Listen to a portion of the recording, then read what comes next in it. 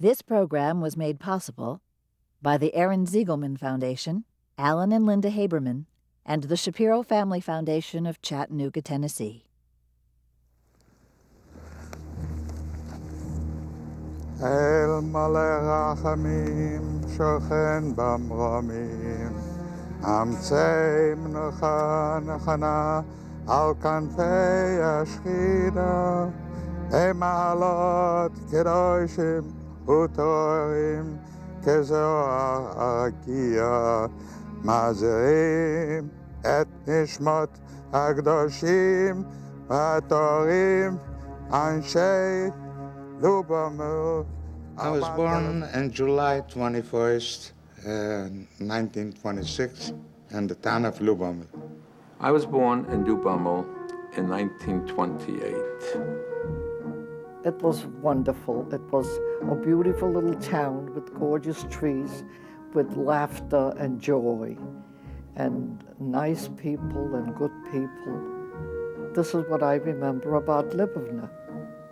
The devotion from our friends and the devotion from the family, that was pleasant, that's what we felt. The official name of the town was Luboml, but as in many towns in Poland, the Jews gave their town a second Yiddish name, Luboml. Every night before I fall asleep, I am a Luboml, till today. And you remember all the people working very hard to make a living, very hard working. And everyone was happy. Saturday, in our holiday, was happy. Luboml was our universe. We had our friends. We knew we were all Jewish. We cared with each other. We shared with everybody. How should I tell you? It was a lovely town, small town living, that's the way it was. It was warm, it was beautiful, it was happy. All that is gone. בעלמא דברך חוסי וימלך מלכותי בחייכון ויומכון חי כל בית ישראל והגולה בזמן קריב ויאמרו אמן.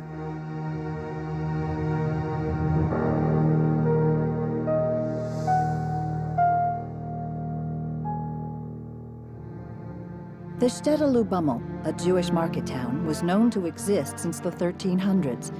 Most of its people were religious. For 700 years, they worked hard to make a living. Some generations prospered, some suffered wars and pogroms, and for centuries followed a Jewish way of life, now destroyed.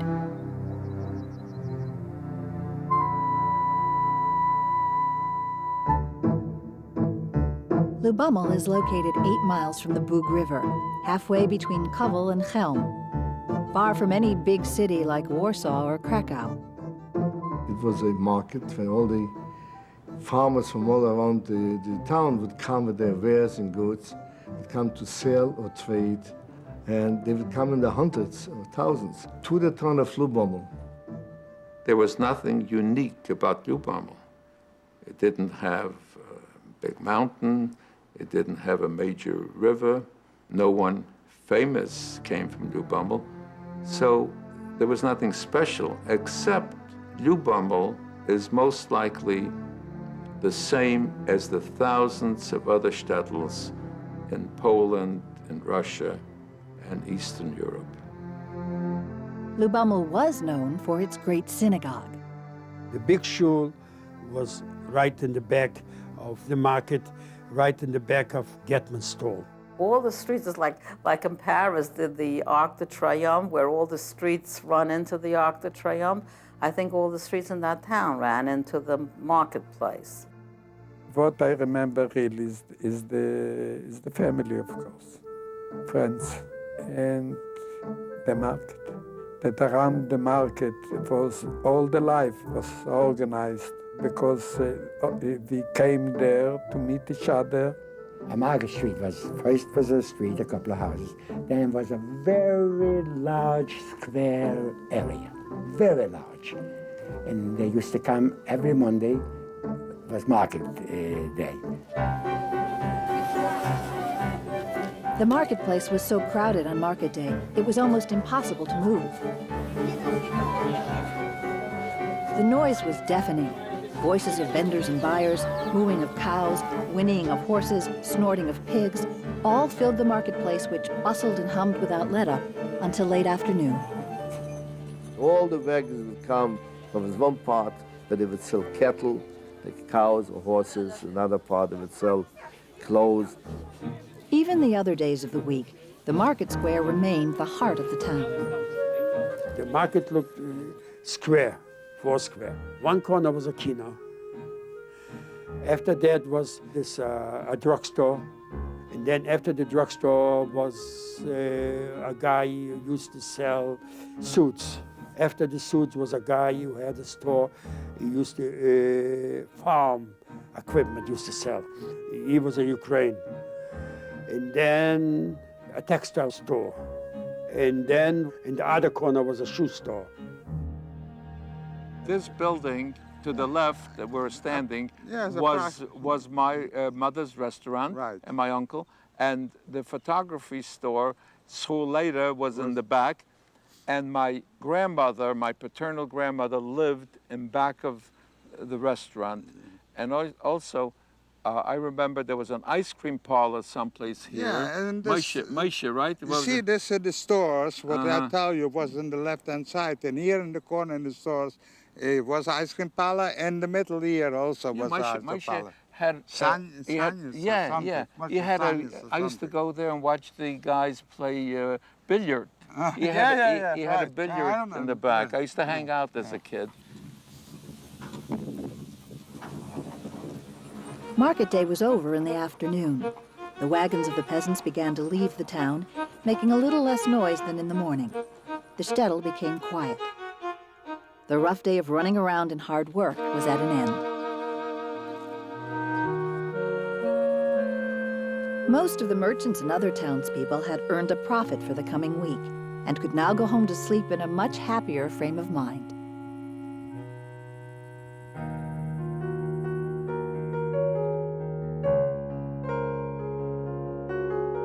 We were surrounded with Jews. We had all the Jewish friends we had. Everybody was Jewish as far as I was concerned. The Jews lived in the center of town, and the Gentiles' homes and fields surrounded the Jewish part of town like a belt. No one determined a border to the streets where the Jews lived. There was a certain spot where Jewish life stopped, and the life of Luboml's Gentile citizens began. Houses were made of wood from the trees so abundant in the surrounding forests. Their roofs were covered with straw or shingles made of wood. The windows had glass, but in winter was very cold, in the summer sometimes cold too. The street was there after it rained. If you put your foot into the mud, you took out a foot and the boot remained in the mud. I was born to a very comfortable family. It was considered one of the biggest houses in the little town. It was a big orchard we had in the back with a big barn that we kept there, the coals and the wood that was chopped up and prepared for the winter. We always had a cow, always had chickens, always had geese and all that. Had a little garden with flowers just in front of the house. The water had to be brought from a well, and the toilet was an outhouse. And I remember as a child, I didn't feel that I'm missing anything because this was the way we lived, and it didn't seem to be primitive or what I think of now as primitive. I used to go bring the water because we had no running water. We used to bring 1 pail or 2 pails water, and then was a man, for the wealthier people, was a man who used to go around and deliver water, and you had to pay him something. The kitchen was everything.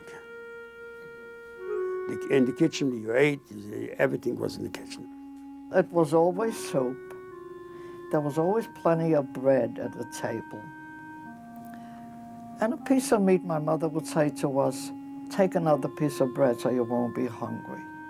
My mother was a beautiful lady. She cooked nice. She was taking good care of the family. She make it challah and sponge cake and apple cake and cheesecake. She was a very good balabuste. She baked a lot, she cooked a lot. We were Jewish, we ate kosher food. There's no such a thing as not eating. You couldn't, if you wanted to, you couldn't eat non-kosher because it was all kosher. You bought meat every day if you needed it because there was no refrigeration. So every day you had to go to the butcher to buy today's supply. And you went to the grocery and whatever you needed. My mother had a little cellar that she would keep, like if she'd make fish for Shabbos. It had a cement floor, and we could keep potatoes for the winter and all different vegetables that you can keep for a long time. My mother used to send me for butter. We went to someone that churned fresh butter, and I used to love butter. And on the way home, I would eat half of it plain, and then have to go back for more.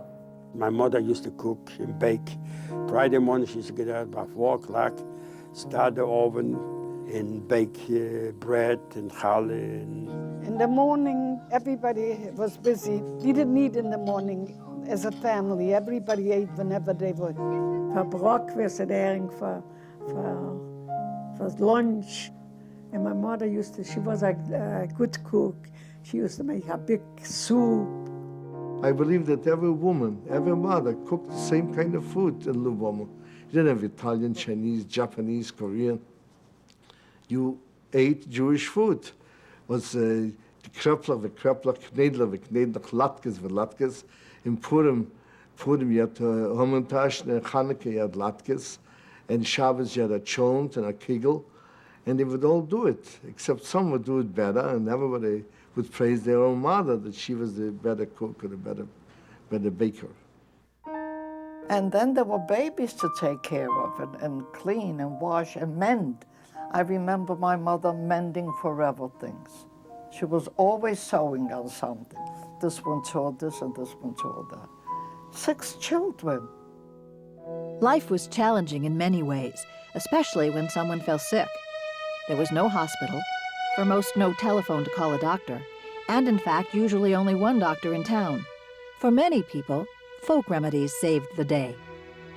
Abe, you remember Bankis? Yeah, this is my first thing with a feldsher, not a doctor. A feldsher? Yeah, but he specialized to put this on your back. Oh, when he you're was. sick. Oh, I see. He was the man who came. Oh, I see. To the house, really? not the doctor. It wasn't. I mean, no. It wasn't done by a parent. You had to have like. It was woman specialist with the new too. But if you want to pay and have a professional, you used to ask a feldsher. And how? And he used to come to the house and put in a little alcohol there, lit it, and then put you on the back. And both sides, 3 ropes, and one side, one, and then there was like a suction. And then when they removed it, there was a round red. Yeah, they'll mark. always sit there. Yeah. And maybe for a week sit there, you could see the mark. And if you had a cold, right? Yeah, and there's a lot of help. Pulled out you whatever inside you had, the germs or something, and you walked away healthy. Making a living was not easy. For some, it was hard and a constant struggle. Most people spent nearly all their time trying to support themselves. During the week, everyone worked, from early morning until late at night. This one in a workshop or a factory, someone else in a store or at a trade. Some people had money, some people had good trades. If they had work, they had money. If there was no work, there was no work altogether. It was difficult. We didn't pay taxes, but you had to work for the town. They built a little bridge, you had to help. They built a sidewalk, you had to help. If they make a street, you had to help. My father was a master mechanic. He was an inventor. At the age of 12, he opened up a machine shop. We had all kinds of motors and machines. They were the largest works in the entire region. My father was a middle class. Of course, he was working in the factory that make the spear, the vodka, and he was good paid. This was a big factory, huge factory for living standard. We had the store, and the front was the store we selling shoes. It's all handmade. And in the back, workers were working. At that time, you couldn't buy anything ready-made. So they used to take in a dressmaker to the house for 2 weeks. And even the underwear had to be made. The woman that used to come to sew for us in the house before a holiday, always, any holiday, she used to come in. She used to have pictures to show me how this dress will look, approximately, not exactly. So I was pointing, oh, this I would like to have. So she tried to make the same. My father wore regular suits that they wear now, all of it. My mother was modern woman with the beautiful big hats and with the muffs and with everything. We didn't know whether we were poor or rich. Everybody was in the same class. There were a few very wealthy families in town, so we knew that was separate and apart. But most people were in the same class. We wore the same clothes and we went to the same places, and we bought in the same things. So, like I once said to somebody, I could have been poor, but I didn't know it.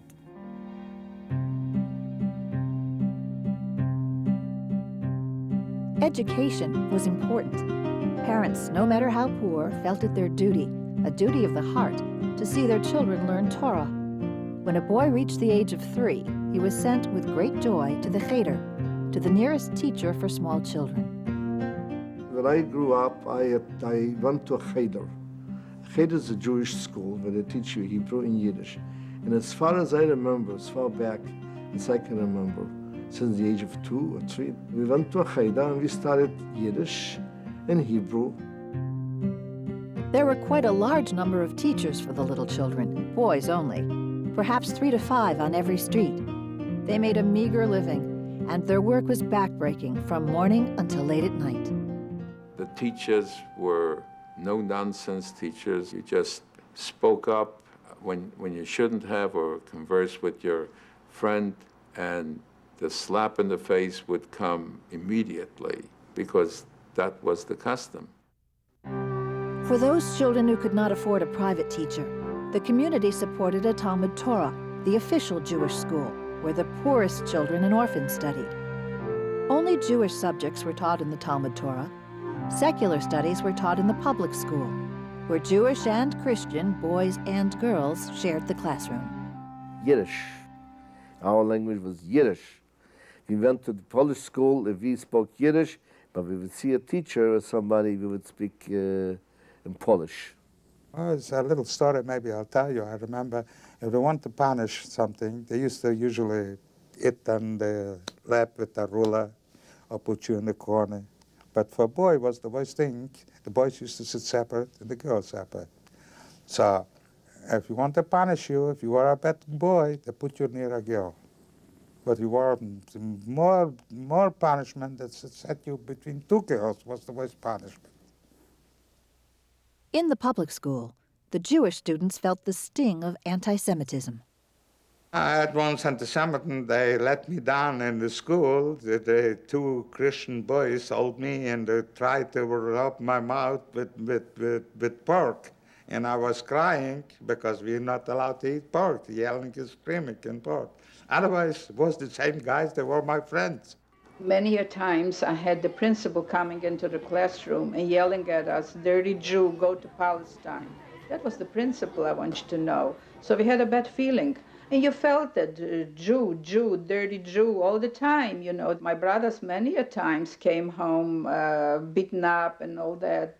There was no question, anti-Semitism was everywhere. Whenever you would go, you would say, "Shit." They would throw a rock at you, a stone, or hit you with a stick. I remember it. Even now, it's a long time after. Shit. One day, the teacher said, we go to a church. And I was afraid. I didn't know what to do. I was afraid for my parents. If I go, I'll have problem. And I was afraid to the teacher. Why I'm not going. They didn't understand. But I went. Till this day, I never told my parents. I don't ever remember going into a church or even getting close to a church. A cross was very frightening. A cross, I think, represented violence as far as the Jews are concerned. So I guess we got that from our parents, and we as children also experienced the fear of the crucifix.